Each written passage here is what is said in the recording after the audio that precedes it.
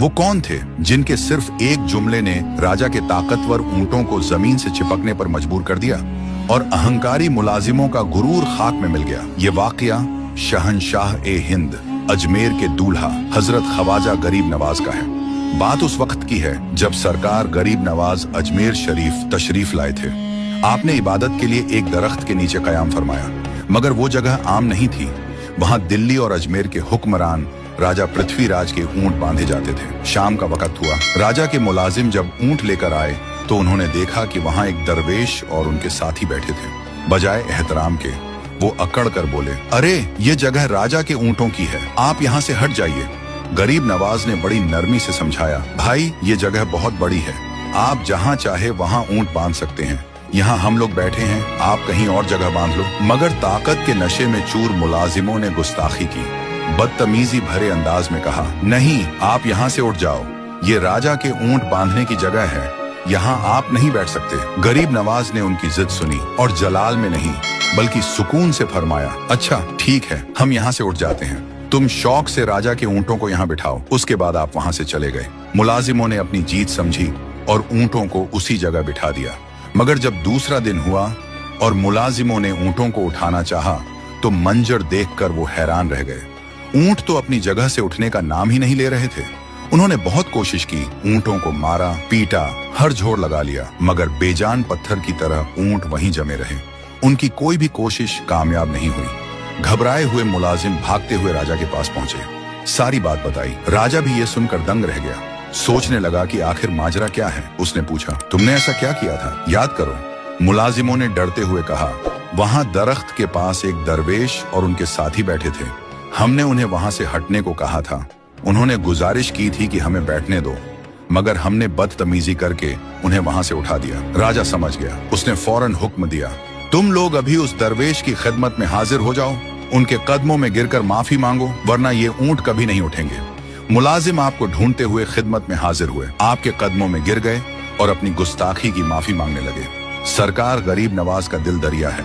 आपने उन्हें देखा और इरशाद फरमाया, जाओ, तुम्हारे ऊंट खड़े हो गए हैं। मुलाजिम दौड़कर ऊंटों के पास आए तो देखा कि राजा के ऊंट वाकई खड़े हैं। सुभान अल्लाह, ये है हजरत ख्वाजा गरीब नवाज की शान। जिस जबान से बिठाया उसी जबान से उठा दिया। वाकई आपकी शान निराली है। अल्लाह रब्बुल इज्जत से यही दुआ है कि सरकार ख्वाजा गरीब नवाज और तमाम औलिया अल्लाह से मोहब्बत करने और उनके बताए रास्ते पर चलने की तौफीक अता फरमाए। कमेंट में आमीन जरूर लिखना।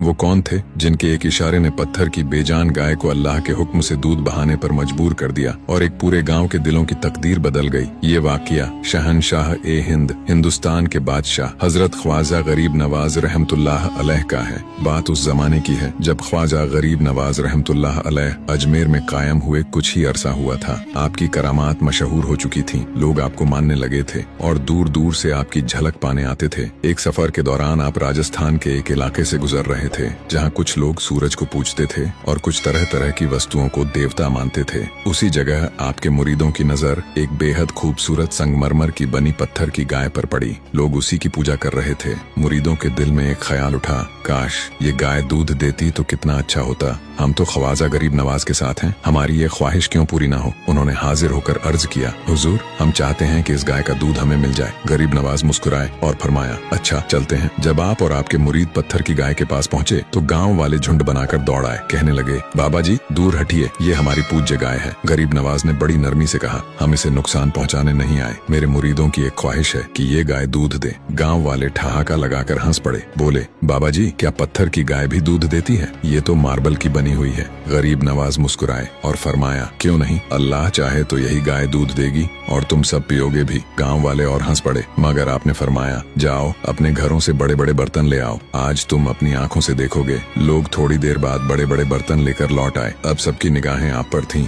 कि देखे ये बाबा करता क्या है। ख्वाजा गरीब नवाज आगे बढ़े, पत्थर की गाय के कान के पास गए, बिस्मिल्लाह पढ़ी और गाय के थनों पर अपना मुबारक हाथ रखा और फिर करामत ने अपना रंग दिखाया। चारों थनों से दूध नहरों की तरह बहने लगा। ऐसा बहा कि लोग दंग रह गए। जिस गाय को बेजान समझते थे वह अल्लाह के हुक्म से ऐसे दूध देने लगी जैसे हमेशा से जिंदा हो। गांव वालों ने दौड़ दौड़ कर अपने बर्तन भर लिए। फिर गरीब नवाज ने अपने मुरीदों से कहा, अब तुम भी इसका दूध भर लो। यह असल कुर्बानी यही है कि अपनी जरूरत से पहले दूसरों की जरूरत पूरी की जाती है। गाँव वाले हैरान रह गए, उनके दिल कांप उठे। उन्होंने कहा, आप तो बहुत बड़े महात्मा हैं, हम आपको देवता मानते हैं। ख्वाजा गरीब नवाज ने फौरन फरमाया, नहीं, मैं कोई देवता नहीं, मैं अल्लाह का एक बंदा हूँ। अगर मुझे मानते हो तो वही करो जो मैं कहूँ। लोग पूछने लगे, हुजूर अब क्या चाहते हैं? तो आपने फरमाया, ला इलाहा इल्लल्लाह मुहम्मदुर रसूलुल्लाह का कलिमा पढ़ लो। और करामत के नूर से उनके दिल यकीन की तरफ मुड़ गए। पूरा गांव मुसलमान हो गया। सुभान अल्लाह, ये है अल्लाह वालों की शान।